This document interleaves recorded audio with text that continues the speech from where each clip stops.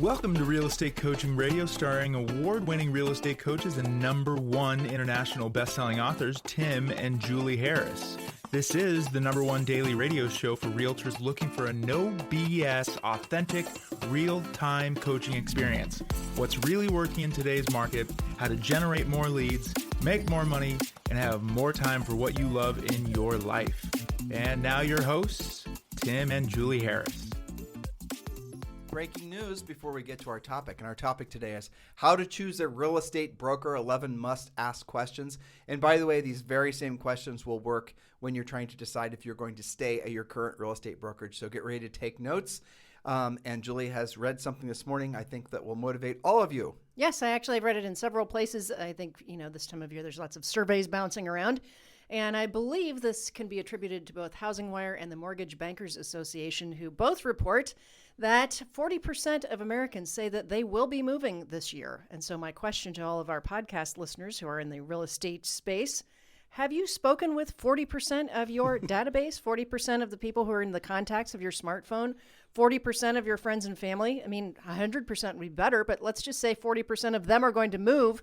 The only question is, will they be using you to help them? Well, so if you are thinking along the lines of what Julie was just prescribing to all of you, you might want to be considering having more conversations with folks where you end the conversation with one of our catchphrases, basically, or one of our copywritten scripts, which is simply, by the way, who do you know who's thinking about buying or selling real estate that I should be helping in this market? Now, we would suggest that you say, by the way, who do you know who's thinking about selling that I should be helping in this market? And you will be shocked and surprised, or hopefully not shocked and surprised, when you start stumbling across lead after lead. Because remember, statistically, assuming this data is correct, 40% of everyone you're going to talk to, Julie says centers of influence and past clients, but it's everybody, is thinking about humans buying and selling. And depending on the price range, they might be thinking about listing and then buying. You guys following us here? So the bottom line is have conversations. What is a conversation for those of you who have forgotten?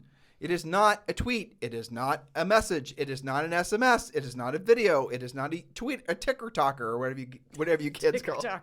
What's it called? TikTok. It's not a Facebook smoke signal. It's not a smoke signal. It's not a Facebook post. It's not leaving a present on their door of like some sort of pop-by type thing. It is a actual conversation where you pick up the phone and have a conversation that is, use the scripts we include with our Premier Coaching Program. Our conversational scripts are not salesy, and they're designed to make it so that they look forward to hearing from you on a regular monthly basis. If you really want to step away from the crowd, the herd of people who are relying too heavily on digital forms of communication, call people. Who actually is making that effort right now? I'll tell you who. The top producing agents, the agents that have all the listings. For sure. When everybody else is going one direction, guys, when the herd is running in one direction, generally speaking, nobody in that herd is really paying attention to the fact that everyone, all the buffalo leading the pack are going off the cliff. So you want to make sure you're not just following the masses off the cliff. Think about what we're saying. If everybody else is doing everything digitally, that means that your past clients, your centers of influence, everyone you run across is so immune, burned out, oversaturated with digital communication, and actual conversation is going to make the biggest of differences. Now, we do suggest you do the digital stuff, but don't do the digital stuff thinking that somehow it's going to get you anywhere near the same results as having real communication. So if there were to be a homework assignment, I'm going to give you 2 homework assignments for this weekend, and then we're going to get to our first point. Number 1, have intentional conversations every time you converse with anybody. Get in the habit of always ending every conversation with, oh, by the way, who do you know who's thinking about selling that I should be helping in this market? And number 2, we did just have a change of the month. And as always, we suggest you guys go after the expired listings. If you've not ever worked expireds before and you don't know how to do it, let me just sell it to you this way. It is a seller who absolutely wants to sell the house, who knows what the price isn't, or the condition isn't, or the location isn't. So there's a known problem with the house. Could most likely be one of those 3 things, certainly one of those 3 things. They're willing to list with an agent. They're willing to pay a commission.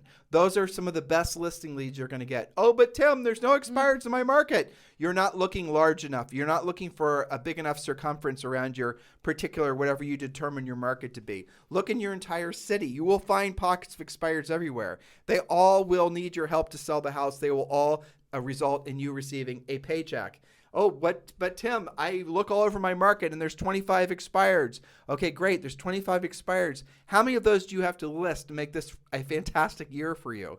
How about going after older expireds? How many people in your marketplace were expired or withdrawn at the end of last year who said to, themselves mostly and their listing agents or formal listing agents, I'm going to relist in the spring. Well, what is this? Not really for most of you in the Northwest, I get it. But this is getting close to the spring. So call these folks, call. Don't mail, call. Don't find them on Facebook, call. And, there's various sources we tell you that you can utilize to find the phone numbers for you. And then if they do happen to say, well, I'm going to relist in the spring, ask them exactly what that means to them. And why the spring? And if it were an advantage to you, Mr. Seller, to have the house for a sale now, like a clear, distinct financial advantage, an undisputed, significant financial advantage, would you still want to wait till the spring? And most times the sellers are going to say no. Learn our scripts. Learn how to be a real estate professional. Well, I can tell you, Tim, our coaching clients are reporting just the most amazing stories because they are making those contacts, especially with people who have said, I wanted to wait till after the holidays or I wanted to wait until spring, because they're calling with examples of sales that have recently happened because inventory is low, where they thought that they were really pushing their luck at, say, 550 and they ended up closing at 650 or 700. Why? Because it was the only thing for sale, because there were competing offers. But you're not going to have that if you're not making contacts. There's so many great scripts that we're giving you guys as part of our Premier Coaching Program to motivate a seller to not wait until whatever their, April or May, whatever they say spring is. How about this one? The Fed has already said there's going to be an interest rate hike in March, and there's going to be potentially a 4 or 5 this year. Do you think, Mr. Seller, that's going to result in more buyers or fewer buyers? Would you like to be putting your house for sale now and say then mid-year? You said you want to put your house for sale in April because that's your determination of what spring is. Let's say you don't close out until June. That means you're going to be getting a new mortgage in July after 2 or 3 more rate hikes. Doesn't it make sense, Mr. Seller, for you to move up your plans by 2 or 3 months now and get your house sold? Also, to speak to the person that maybe has a real time frame, like maybe they're building a house or whatever, Okay, so here's the thing. Cash out now, and because the sellers are in absolute control in a low inventory market, our coaching clients are reporting very creative deals, right? So you can either close and do a lease back, you can have a longer closing time, you can still lock in your rate. You've got to think out of the traditional box to put these transactions together. But the good news is, as a listing agent, you and your seller have all the control in the world. I've had 4 and 5 month out closings. I've had people contingent on seller finding suitable housing, but they've got 90 days to do it in. They've got close now, lease back. There's all of these different options. And if you are not astute at having those conversations, you need to come to our coaching, which we have every single day, and ask that question. How do I deal with a seller who says, I would list with you now, but I don't know what I'm going to buy, or I'm not comfortable with the time frame? Your answer cannot be, well, I'll call you in a couple months, because somebody's going to answer that seller's question and that problem and resolve that. Do you guys see the difference between what Julie and I and all of our coaches and our staff do versus essentially what you're being exposed to? We're not just focusing all on lead generation, because here's the thing that no one wants to tell you. Leads are the easiest damn thing to get in real estate. The very fact that you're paying for them is, honestly, it's insanity.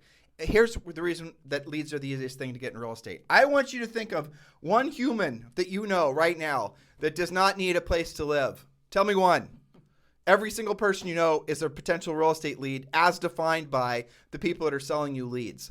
We already know 40% of the folks out there are thinking about buying or selling real estate this year.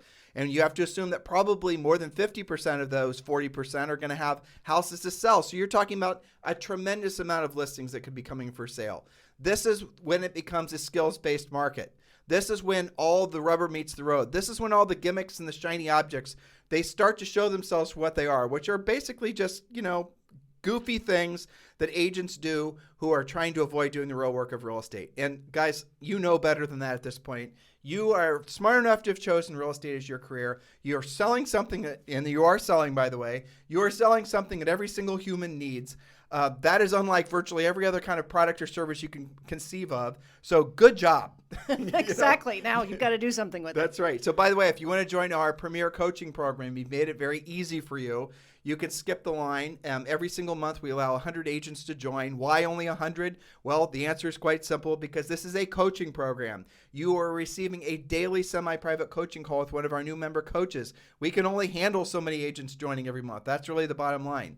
And if you want to join now and you want to skip the line, just text the word Premier, Premier.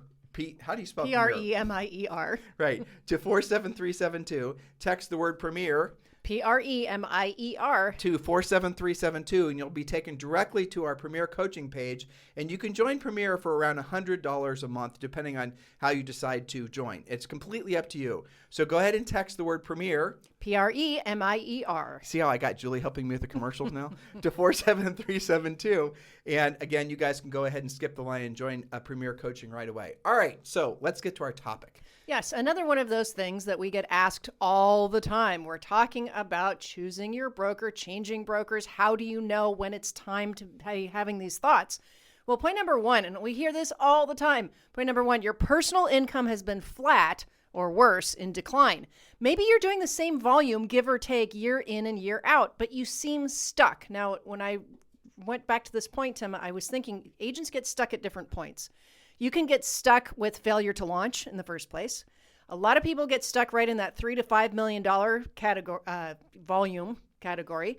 And then we have agents like 10 to 15 million where they figured out how to do that, but they can't seem to break away from that pattern year after year.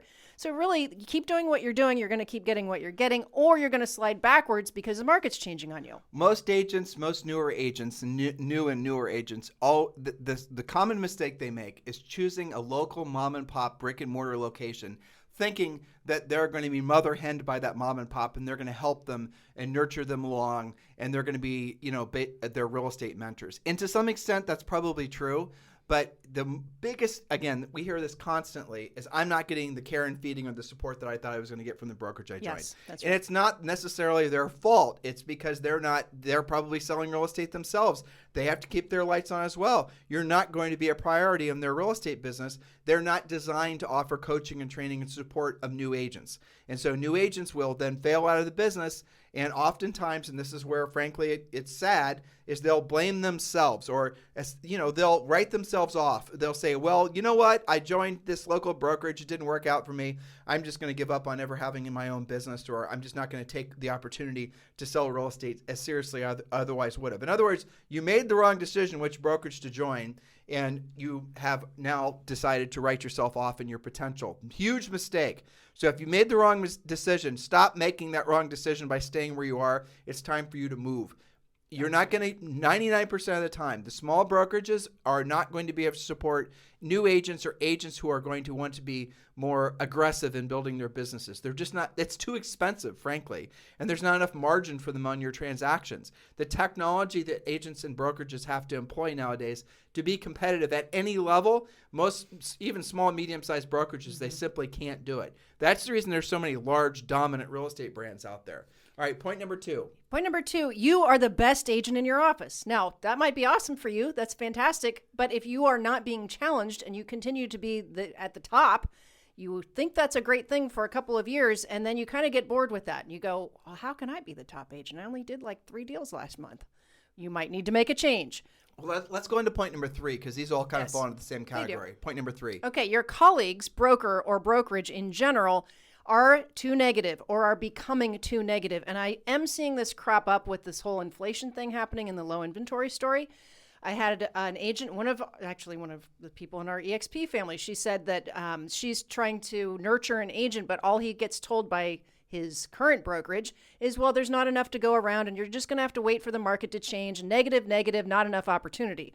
Why would you believe that when there were 6 million transactions last year, even with low inventory? So if you're coming into negativity with colleagues, brokerage in general, you got to get out of there. That's not good for you. So these first 3 things all fall into the category of environment. And really, if you think about this, I'm going to tell them a true story. Sure. All right, so Julie and I are Julie is a middle-class kid from Columbus, Ohio, and I'm a poor kid from Columbus, Ohio. So as I tell you guys this story, I need to set that ground, shared understanding between us and the tens of thousands of you listening, so you understand how extraordinary the story I'm about to share with you is. Just to put it in perspective, we did not understand the significance of environment until we were well into our 20s, like our late 20s. We had heard, well, your environment matters and all the rest of it, but we did not understand how extraordinarily important your environment is. So Julie and I now live in Puerto Rico. We live at the Ritz-Carlton in Dorado, Puerto Rico, and it is extraordinary. And we were going on a walk yesterday to the beach. We live about probably 10 minutes from the beach. Yes, walking 10 minutes, yes. I'm not going to say names. No, it's okay. You're giving me a No, I didn't know what story we were going to go into, and I'm smiling because I thought it was remarkable as well. Well, because we have a lot of stories we could share. Yes. I mean, like you tripping over Ricky Martin and all the rest of it. I like that story. That's I bet you do. Well, anyway, so we're down looking at the ocean. This was yesterday afternoon. Walking Maximus, our giant Frenchie. Our giant Frenchie. And there's a guy in his early 40s there with his two little kids in a golf cart looking at the view. And Mac and his little daughter thought Maximus was the cutest thing ever, because he pretty much is. He is. And, so I just started talking to him. Julie was catching up after having visited with some other folks. And we're talking, and it turns out, and again, I'm not going to mention his name. Nope. This guy sold his company. He's like 42 or something. He sold his company for $4.5 billion. Billion with a B. Yeah, billion with a B. And we knew what his company was. Like, we had heard of it. Julie uses this, let's just say we didn't recognize him because of that. He was just some guy out on his golf cart. Right. Looking at the ocean. Exactly. And he's basically sold his company for $4.5 billion. Yeah. And we have interactions, but this goes to environment. And I remember the first time, like when you and I started getting out of Columbus, Ohio, because Columbus, Ohio, we did have good exposure, but very limited good exposure to people that were big thinkers. Sure. You had to really go out of your way. And you had to search it out. Yeah, in smaller communities like where we're from, you have to really search it out. And even then, there's not going to be that many. But when we started to travel more, you can get exposure and control and change your environment from reading books and doing things like that. But really what makes the biggest difference is going out of your way and going to the places where usually seek out places that make you uncomfortable. That's really kind of what we did originally. That's right. I remember when you and I would travel out of, again, where we grew up, and we started going to these other areas where it was a high density of very wealthy people. Mm-hmm. I remember the first time we went down to Palm Beach. I remember the first time we went to Miami Beach, yeah. Right? Mm-hmm. First time we went to Southern California. The first time, and we used to drive there. We didn't have money to fly there, just for the record, right? Right? And I remember seeing how people, are basically our age, a little bit older, were living. And then, of course, our real estate brains were going, well, no wonder they're having such a better lifestyle. Because when you do our average sale price our first year in the business $10 was like $180,000, right? Yeah. When we got out of the business, it was closer to like $800,000. But the point of it is when you start doing, say for example, and not saying this is what commission rates, well, this is what they were. When you do 3% of $180,000 versus when you go down to, say for example, Laguna Beach, California, and you're doing 3% of say $1.5 million, it doesn't take too long to figure out that is a substantially different environment. And how they exist on planet Earth is different than us. I remember having conversations with people on these trips where they were like, we're going on vacation, and where we're from, going on vacation was going up to Lake Erie. Mm-hmm. The Buckeye Riviera. They called it Buckeye Riviera, where they were just like jetting off to Dubai. And I'm not even making these stories up. But that's exposure, and it did make us incredibly uncomfortable, which we adored. We loved it. And it makes you think bigger at the end of the day. Well, the challenge all of us have as we get older. This is the reason I liked that experience yesterday, right? A guy who's exactly 10 years younger than Julie and I. And I'm not supposed to say Julie's age, but I just did. 10 years younger than me. Julie's 35 forever. Exactly. But anyway, so when we were having that exposure, it's constant reminder that you can't be complacent. Constant reminder to always think bigger. But this goes again to environment. So if your environment of where you live. And most people, this is a statistic from the Social Security Administration, which I think is very interesting. Mm-hmm. I remember when you and it's very consistent too. Yeah, it's something like 99% of everyone, even with the mobility that we all have, are born and die within a 25-mile radius, mm-hmm. I think it was, at the exact same spot. Now, COVID may be changing that, but it's still pretty consistent. It's still going to be pretty high up there. And obviously, there's more mobility the more money you make, because then people have the flexibility of living in different places more easily and travel and the rest of it. Yeah, but let's reel this back into your brokerage, right? So, when you were talking, I was remembering, we used to, in some markets you still do this, you go to round table closings, everybody shows up. It was in the real estate office, it was in the title company, whatever. And I remember going to some of these brokerages, man, And it's like just finding it in the first place. Like, am I really supposed to be in this part of town? And then are you kidding me? The brokerage is in the basement of that building. The joke was brokerages and they get broker and broker. They do brokerages and they fix screen doors. I mean, didn't you actually go to a brokerage for a closing once? And their side hustle was fixing screen doors? Yes, and I kid you not. And they were doing their settlement statements on a typewriter, okay? This is not all right. Now, they did have computers when we sold and real yes, estate. there were computers at the time, but they were still using typewriters. So for you guys, this would be like, if your brokerage email address is AOL, you may have a problem. Or if yours is. Or Let's just be honest. Some of you still use AOL. Yeah, so environment matters. And if you are the biggest fish consistently, you may need to be getting out and being more challenged.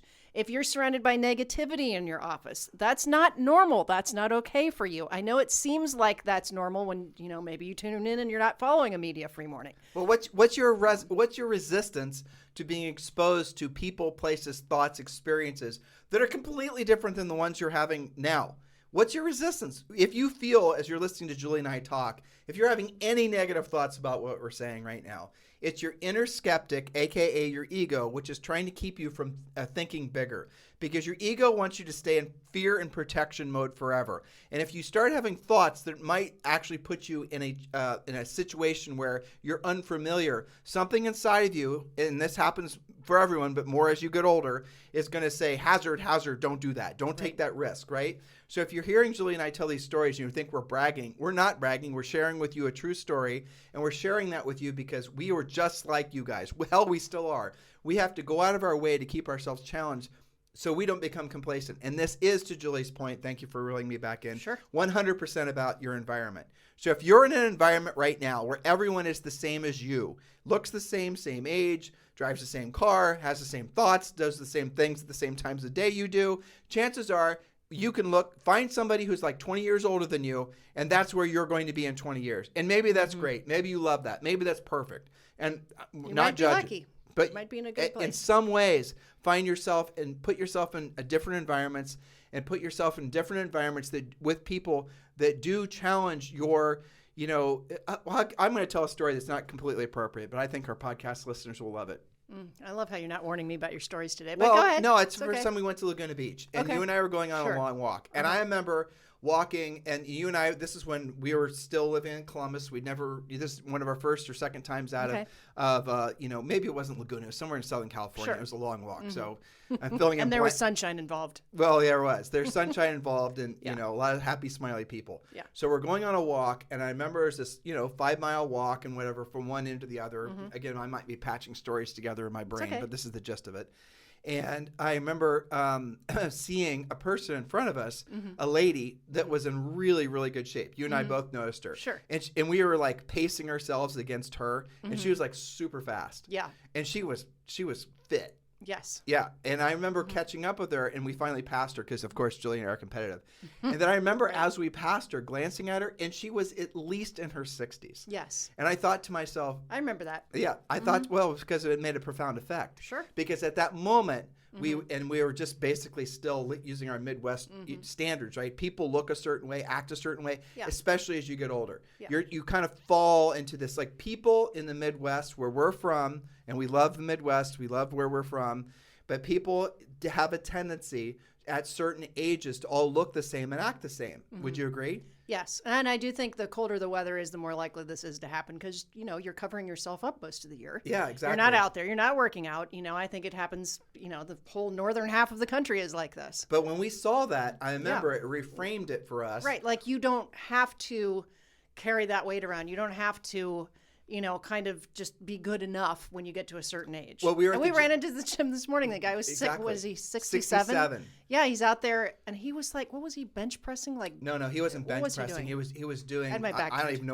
even know what it was called. Lifting a lot of weight. He was lifting the equivalent of Julie and I's weight combined, is what he was doing, and he did it like 10 times. And I looked at him, I go, "That's amazing." I couldn't stop myself. I know. You're like, how is that happening? Yeah, but that was a fair example, of those types of things. So that's exposure to how people condition themselves to want to look and feel better longer in their lives, which then will change the behaviors that they would have. So if you're exposed to that like we were in our more formidable years, then it starts to condition our brains to think, well, we're not supposed to be getting fat slower as we get older, right? As most people do. And by the way, you don't have to. You can take good care of yourself. Most people get fat as they get older, not because they're eating more, but because their metabolism slows down and they're eating the same as they ate when they were younger. That's really probably exercising less. Right. So anyway, these are just environmental things. You know, we have a big section about this in the Harris Rules book where we're talking about upgrading everything.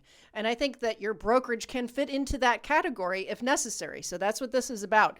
Point number 4, it might be time to make a change. If your brokerage requires you to attend too many mandatory meetings and other time-consuming, non-dollar productive activities, you are not going to sell real estate to each other. You're all licensed, so this doesn't make any sense.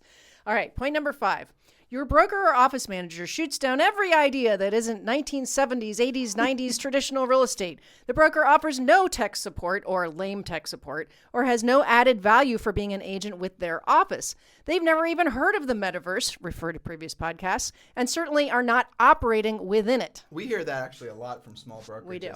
New agents will join our coaching program and they'll say, I've got this incredible PLP and you know, it's got these USPs, and they'll go to the broker, and their broker will be like, what the hell is a USP? Oh, get out. They'll say, well, you can't do that. You can't do that. No. And then the agents will call us and say, my broker won't let me do these things. And what should I do? And you know what we tell you? And what we'll tell you if you ever ask that question? Choose a different broker. Because you must. Because that broker is thinking very small. The probability of you succeeding in that environment is nil. Point number 6. Point number 6, your broker takes a cut out of every source of income. Home warranty sales, processing fees, stuff like that. Point number 7, your broker offers no real support for help beyond transactions. In other words, your broker essentially is operating as you're hanging your license there, and that's about it. Right. And again, if you might be very successful in your career and you want no broker interaction whatsoever. You want minimal interaction. You want to play by the rules. You want to get your stuff in the CRM. You don't want to have to actually have a bunch of Mickey Mouse that the broker overlays on you. And that, unfortunately, is what happens in a lot of these brokerages. But a lot of brokers and a lot of office managers try to justify their existences by being bureaucrats, by giving you more forms to fill out, by making the process more complicated. True, isn't it? Extra forms on top of the forms that are required. Right. It's like broker overlays. It is. And we have to do it because of errors in emissions insurance. No, you have to do it because you think this is what you're supposed to be doing because you're trying to justify your existence at this brokerage. Or you're trying to basically, keep yourself busy at the end of the day. Really, guys, here's the real bottom line for these points that we're giving you. A real estate brokerage, and I know this sounds, counterintuitive, should not think of themselves in the house selling business. They are in the real estate business legally, but a real estate brokerage, a good real estate brokerage, is not in the housing business necessarily. They're in the agent business. Or they should be. Right. That's right. A good real estate brokerage is going to be in the agent, cultivating, caring, feeding, and maturing business, not in the housing business. And when you find these conflicts, a lot of times it's because the broker has confused themselves as to what their role is. So if you want a broker whose primary and really only focus is going to be on making sure that you are a successful agent, not that, that's really the bottom line. Well, it plays into point number 8, which you are not getting the education, the motivation, or action steps that you personally need to succeed. That's a very common thing that we hear from incoming coaching clients is that they feel like they're just swimming out there with no direction. They're not getting motivation. They don't even know what education to ask for. They don't know what they don't know, and nobody's helping them figure it out. And that's really the fast track to being real estate roadkill, because you do have to have somebody look in and say, you know what? Are you using a pre-listing package? Is it different than everyone else in your brokerage? Does it show what makes you different? Do you know how to present it? Do you know how to close, handle objections? All of those things. And if you're not getting that motivation, education, and action steps, a real business plan, how do you figure out your finances? How do you do your goal setting? How do you actually succeed? If you're not getting that, you are not getting the support that you need. Well, we should have added a supplemental point to that one. It's, very, very salient.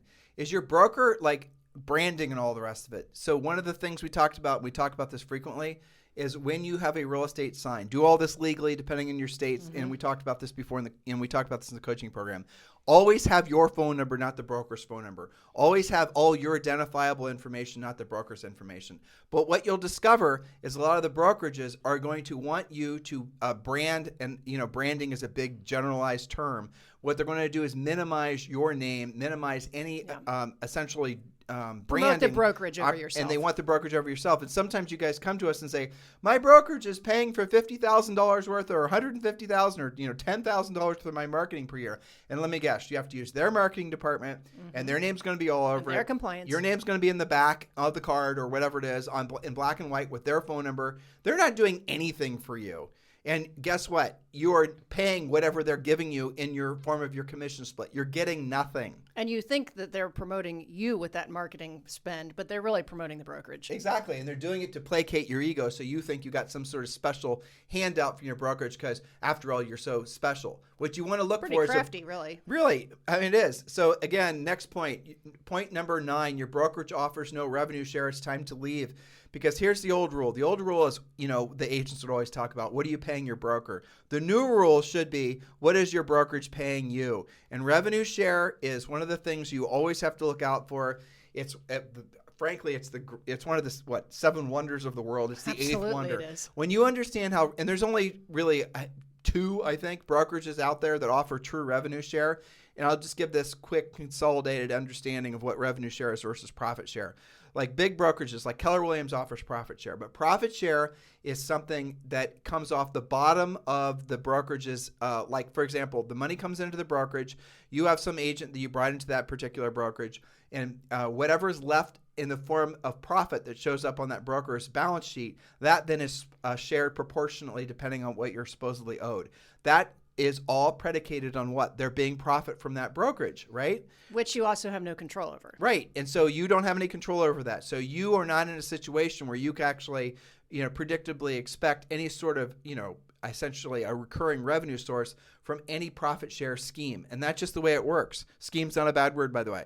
Now, with a revenue share, the reason that's much more transparent is because it comes off the top. When money comes into a brokerage and it's a revenue share model, you know what you're going to get because of the disclosed amount that's supposed to be paid based on essentially if you sponsored somebody at that particular brokerage. So look for a revenue share and also ultimately what you want to look for is a brokerage that it actually leads into our next point. And, really the bottom line, look for a brokerage, again, that's going to create multiple sources, multiple streams of income for you because you're doing the transaction anyway. So if you're brand new in real estate, let me make this real simple.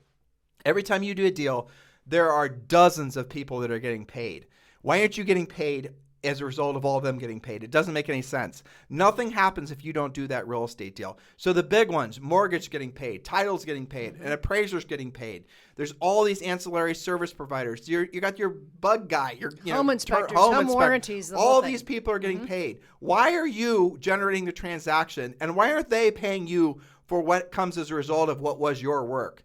So you see how when you're essentially where you are in the food chain as far as getting paid, you're not. You were the lead generator. You were the lead generator. You're the one that gave up your nights and weekends, and you're not making any ancillary income from the fact that you created income for all these dozens of other people. So if you're only making one income, which would be your commission, you need to look at other models.